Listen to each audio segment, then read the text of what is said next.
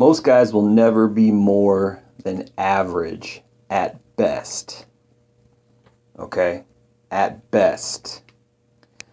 Most guys are not attractive to women physically. Most guys, even financially, are not attractive to women. They've done studies that say that women are not finding men economically attractive anymore, which is part of why marriage rates are declining, right? So you kind of figure this out, and this is another hard red pill. The hardest red pill of all, in my opinion, has always been hypergamy. That's always the hardest red pill. And this is part of hypergamy, but it's kind of the essential part of hypergamy, right? It's kind of getting into the nuts and bolts of what hypergamy is. If you are not physically attractive, and it's not that you're straight up ugly, because most of us are not straight up ugly. Most of us are we're just not attractive. There's a difference between being straight up ugly and just not being physically that hot, right? I mean, if push comes to shove, if you were on a deserted island with a woman and she would sleep with you because people have sex drives and they would get horny, and she would, because there's no one else around, she would look at you and she would think like, oh, he's not that bad. He's not just hideous, right? But because of selection, because of hypergamy, because we don't live on deserted islands, guys who are anything usually below a 6 or a 7, they're just not, they might as well be a 1. It doesn't matter. They're not in the selection process. And you have to look at that and you have to say, well, that's female nature, because men are not like that. Now, you could surmise that the reason why men are not like that is because men simply don't have any selection. Most men do not have any selection, right? Most men are not in the top 20% of looks, money, and status. We're just not, right? Now, I've said this many times on previous videos. Money and status can outweigh your lack of physical good looks. It can, but not in the same way. She's not going to lust after you sexually.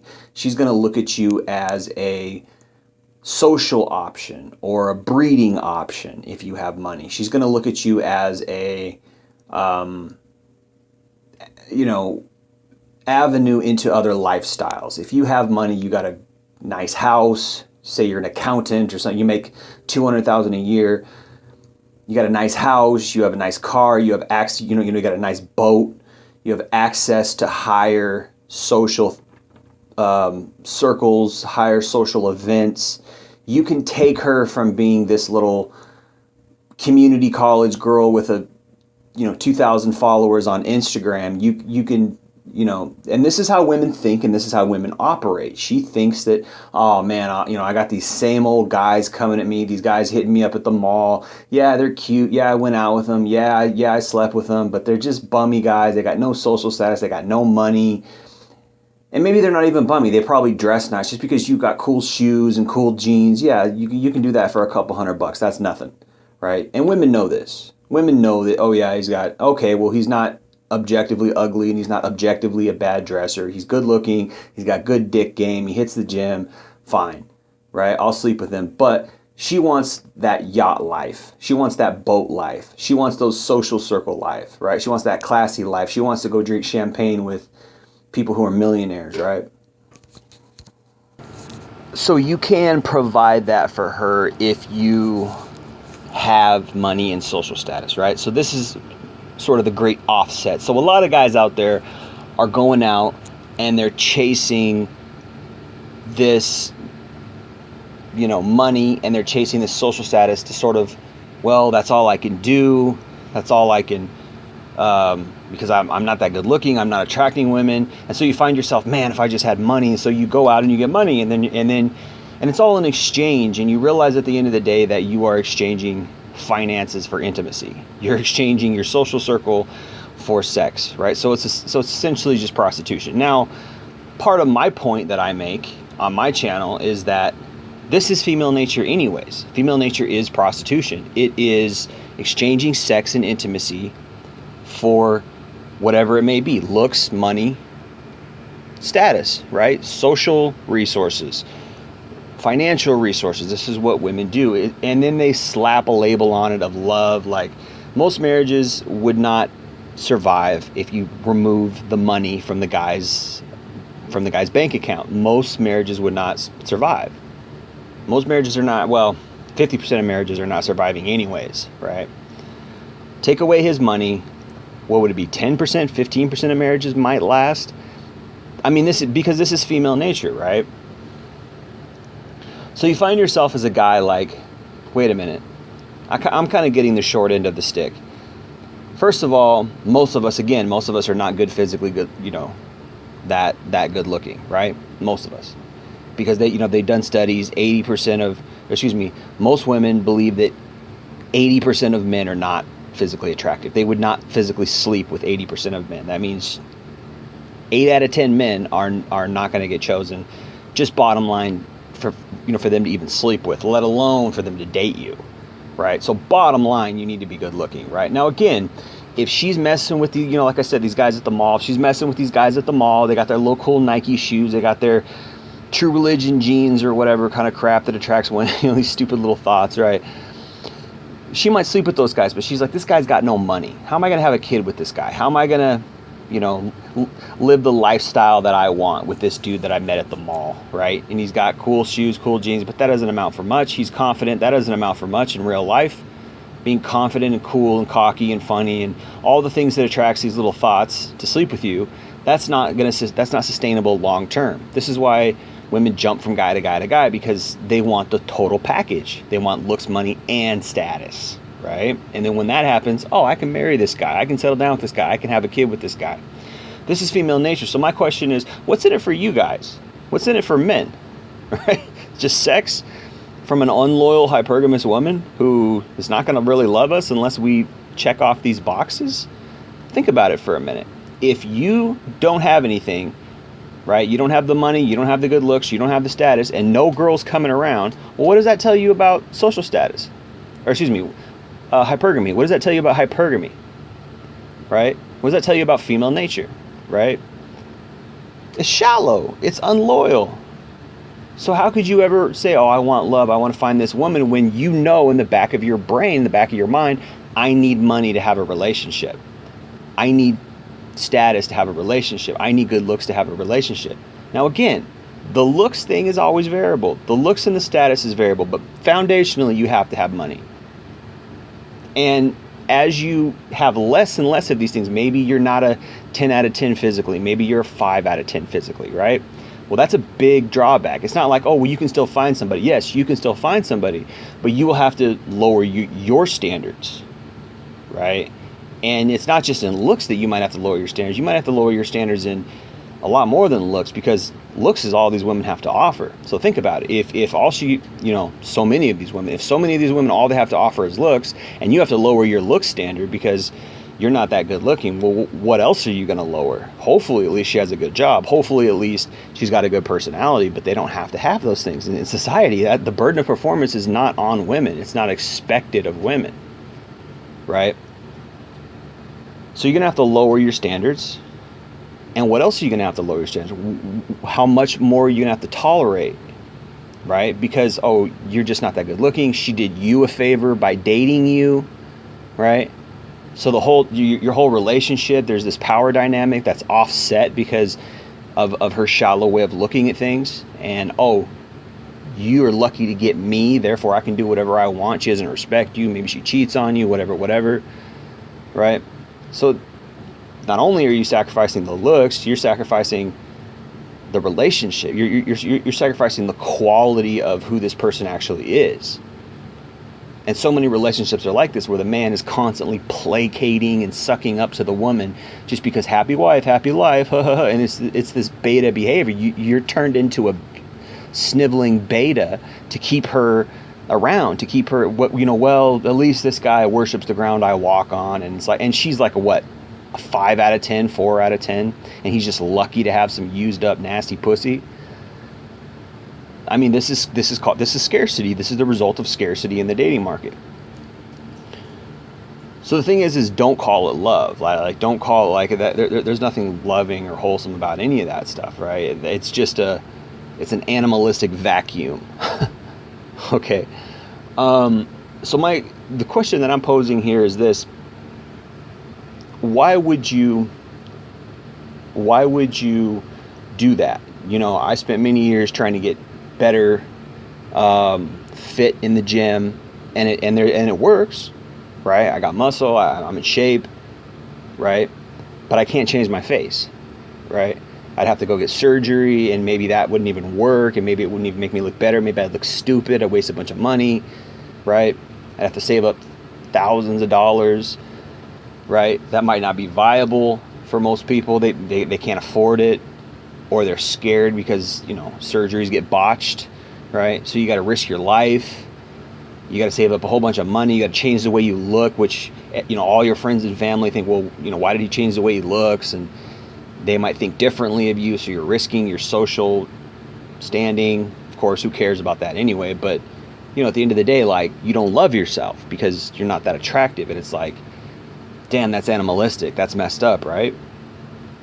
Then you got to spend tens of thousands of dollars maybe on clothes and cars and jewelry. I mean, look at the rappers, look at the rock stars, look at this culture that is centered around materialism, and what is at the core of that materialism, right? Sending a message of social status, sending a message that you are higher value. Why? So that you can get pussy, so that you can get sex, right?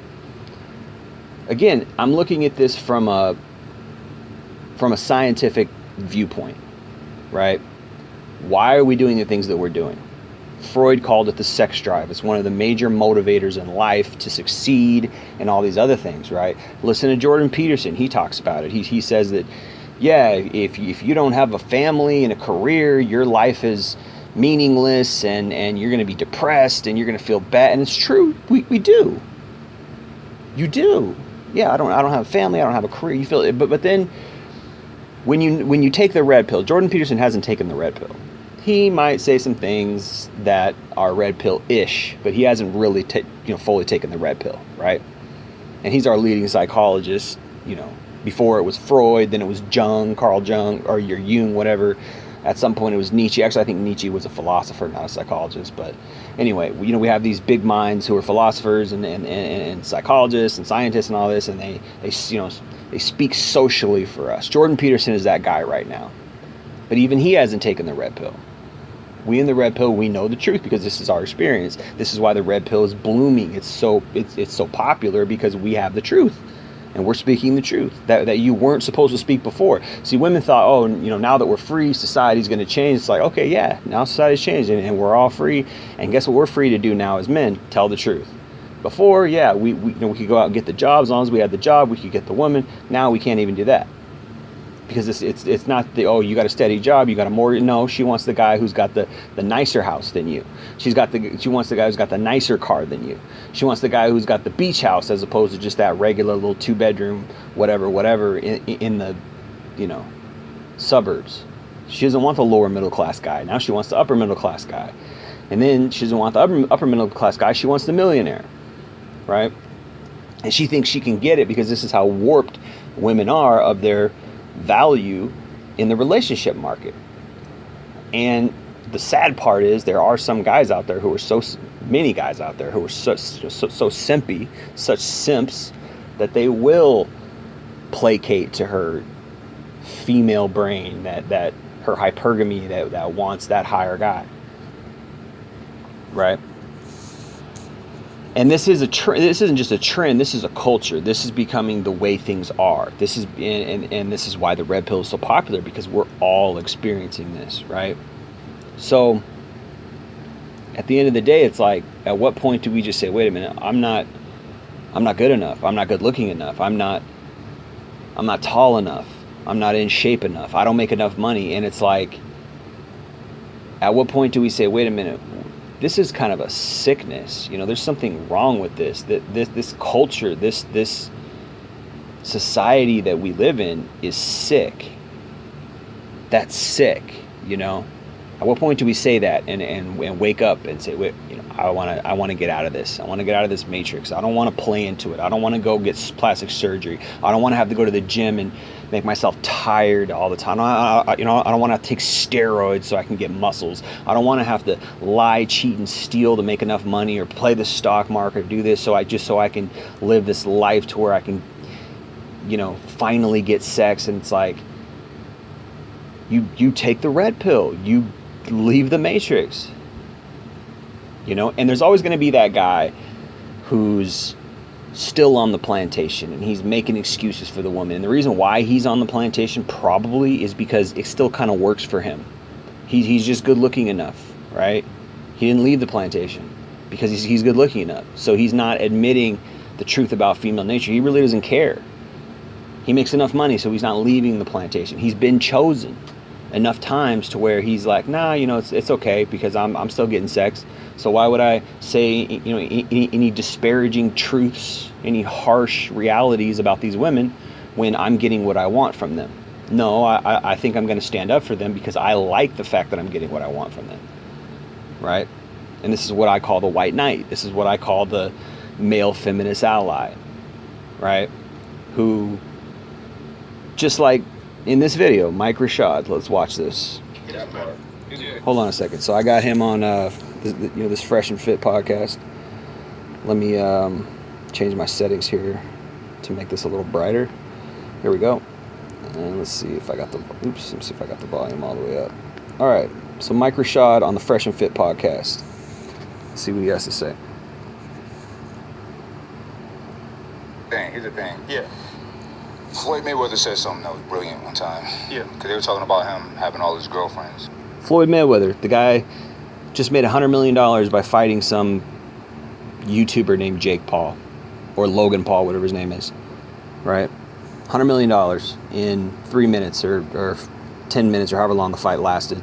Is that the average person? So he's quoting Floyd Mayweather, who's rich as shit. I think he's got, a couple $1 billion at this point, something like that. Right? Is he the average guy? So what are you talking about, Mike Rashid?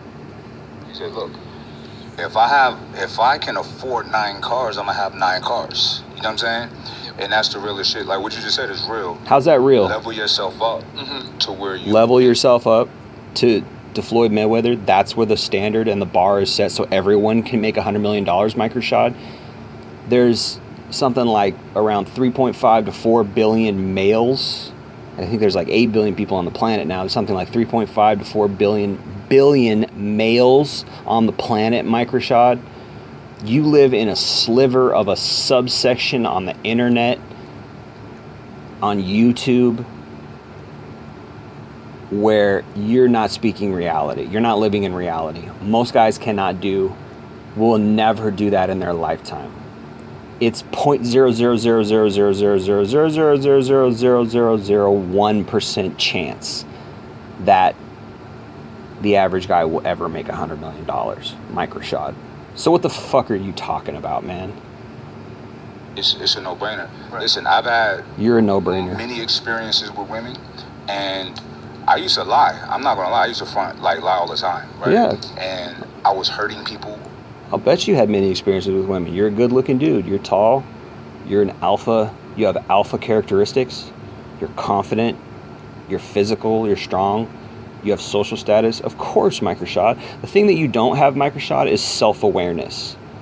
And a lot of guys like this don't, because they've lived their whole life getting everything they want. They've lived their whole life getting all the women they want. And to them, to them, it's like, this is all me. I'm masculine. It's all me. These are the kind of guys who really, really deep down are pretty fragile, right? Pretty fragile deep down. They put on this veneer of strength. They put on this veneer of I got these big muscles. I'm this big. I'm this guy. And right? But deep down, they're fragile. They want to fight you if you say something, right? That they can't use their words. They can't take insults, right? These type of guys, because you're living in a false reality. You got everything you wanted. He's like, I used to lie to these women. Well, why did he have to lie to these women? Because these women saw him as high value, and they wanted to have a relationship with him. So why do guys have to lie to women? We lie to women because, and he admits it, or it gets talked about here in a second, because of scarcity. Because we don't have access to unlimited pussy like women have access to unlimited dick. It's not the same. And women know this, and they love it. Women love it. They got that smirk on their face. I'm a woman. I can get any man I want. And they know it. And they walk around with this false sense of self-accomplishment when really they were just born decent looking and the right gender. That's all. It's not about challenge. It's not about accomplishment. It's not about merit. It's just about sex. And sex between men and women is different. Sex is different for men and women. Men don't have access to it the same way. Scarcity. So this guy, because he does have some access to it, his brain is in this protection mode. Oh, I'm going to protect these women because I have access for it. So in his mind, it's a resource. I'm protecting this resource that I have because I'm getting it. So if these red pill guys, they challenge women and they change something, it might affect me. So I got to defend it. This is the mentality behind white knightism. Over and over and over, and hurting people I cared about. And I'm like, I'm being a piece of shit. You know what I'm saying? Again, why is he hurting women he cares about? Because these women want to lock him down, right? Because he's a high value guy. What do women want to do with high value guys? Tall, alpha genetics, alpha behavior, confident, right? Really good looking, right?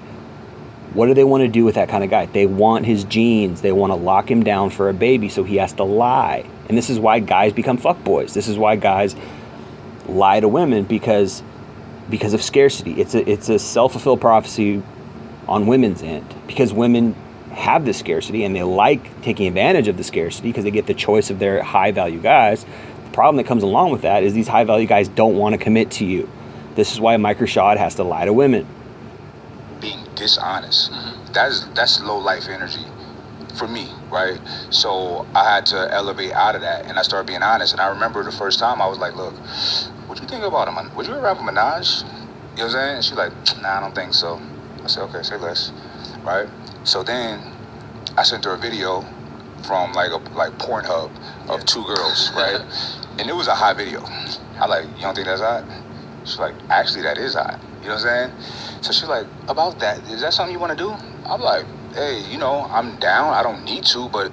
So he's promoting degeneracy here. He's not on here talking about men need to settle down and have kids for the good of society, which is true. He's promoting loose sexuality, which what comes along with that? Unwanted babies. What's the result of unwanted babies? Well, abortion, which is evil, right? Or she keeps the baby and he grows up to be a misfit. He grows up to be a violent criminal, which 80% of people, men in prison come from broken homes, right? So it's a lot of them don't graduate high school or college. A lot of them commit suicide. A lot of them are depressed because kids are not good. It's not good for kids to grow up in single parent households. That's a result of promiscuity. So he's not thinking about that. He probably thinks he's an alpha and all this stuff, and he's talking about honesty and all this stuff.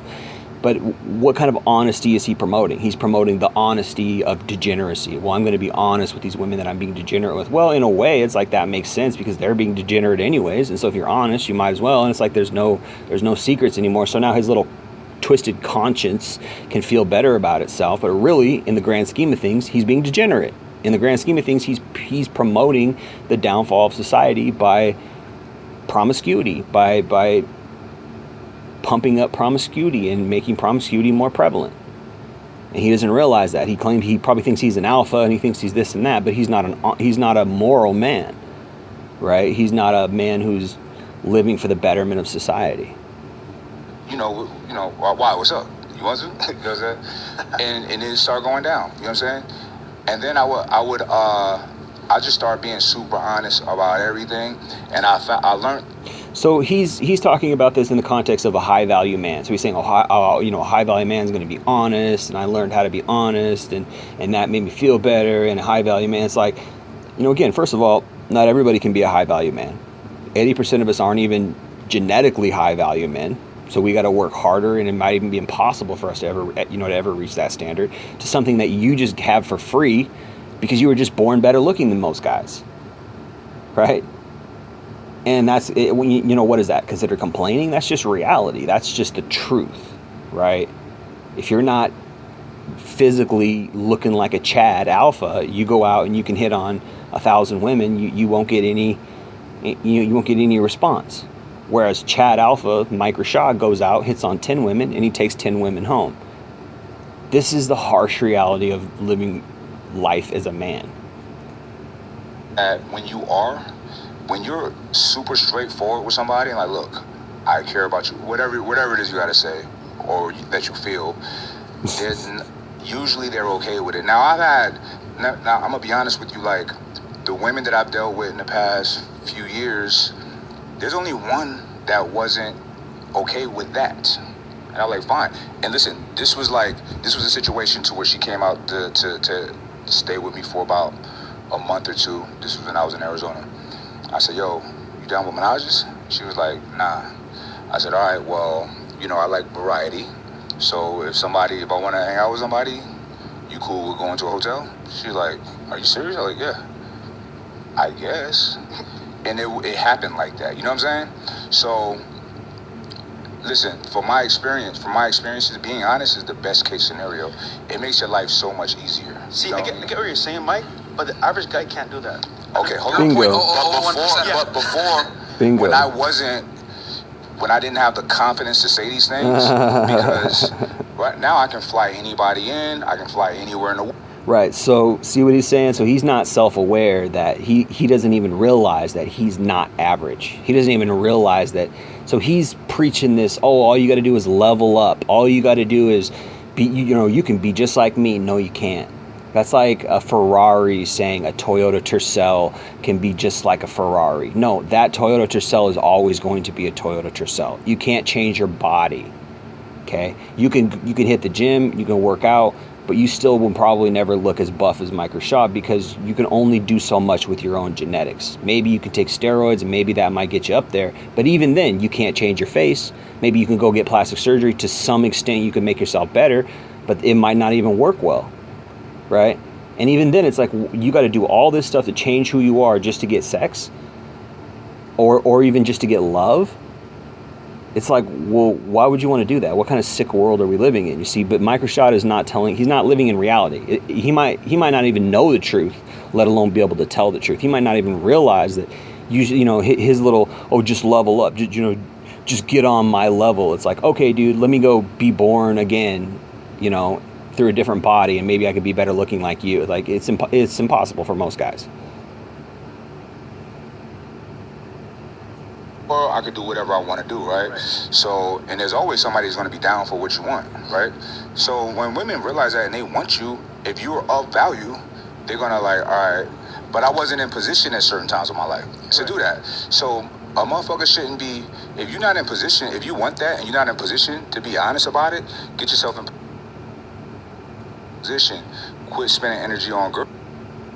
See? So he's evangelizing. He's preaching like, do better, be better. But what if you can't? Right? Not everybody is going to be Bill Gates. Not everybody is even going to make more than $50,000 a year. The average person can't. Limitations, whatever they may be, we got limitations. We just can't do that. And spend energy on getting to the bag. Developing your foundation. See, I don't think that we differ, right?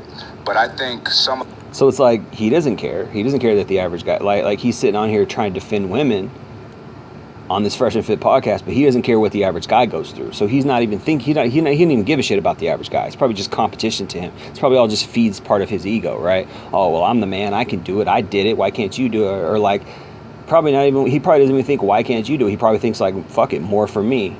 And this is the problem with the world today. More for me. Oh, well, these losers can't get women. More women for me. Oh, well, these losers can't get muscle. More muscle for me. Oh, well, these losers can't get money. More money for me. Oh, well, these losers can't get status. More status for me. Right? This is the way sick society thinks. And he's just a perfect example of it. The energy should go to the men like, yo, level the fuck up. Oh, yeah. Quit trying to, because look, we yell at the guys too. Yeah. Quit trying to go on dates. Quit trying to maintain a woman, right? If you can't really hold it down like that, right? And move around the way that you really want to. Because the problem is this. And I see young dudes on the show all the time. It's like, what are you on Tinder for? Go to school, like, or get a better job, or qualify yourself for this or that. Right, and this is where the red pill comes in. This is where MGTOW comes in. Why do I got to do all that? I got to jump through all these hoops just to get something that should be free. So what does that say about female nature? What does that say about hypergamy? What does that say about the matrix? What does that say about society, right? Sure, I could try, maybe, but will I succeed? Maybe, or you might not. There's a good chance you won't succeed, right? And again, so much of, looks, money, status, 1/3 of that, I would say even more than 1/3 of that, because your ability to gain resources, your ability to gain social status has to do with your innate talent, which is, a lot of it is genetic, right? And your looks is 100% genetic. You can't change your looks unless you hit the gym, but you can't change your facial structure. A lot of guys we're just not that hot. We're just not that attractive facial structure wise. You can't change your facial structure unless you get plastic surgery, and that's risky. And will it work? Will it make you better looking? I don't know. You can't, maybe. But will you feel fulfilled afterwards? There's so many Hollywood stars that do that, and look how miserable they are, and they look terrible. Look at Little Kim, right? Look at Vivica Fox. So many women and men go through these surgeries, and they look worse. They look terrible. Of course, a lot of men in Hollywood are already good looking, which is how they get to that point. But the average woman is average, and women are all they have is their looks, so they're always trying to compete with each other, right? It's a sick world, and this guy's a proponent of it. He's pumping that up. These guys aren't red pilled. When you say, "Oh, improve yourself and level up and you're not being red pilled. Red pill is, she should love me for who I really am, right? She should love me for my faults. Yeah, I'm not going to be a bum. I'm not going to be I'm going to do my best. But what if my best is only $40K a year? What if my best is only 15% body fat? I can't get to 10% body fat. I can only get to 15% body fat. She's still going to love me, right? What if my best is not a Mercedes? It's a Honda. She's still going to love me? Think about it, man. Anyway, I'm going to leave it there. Jay Lee, Northwest Podcast. Peace.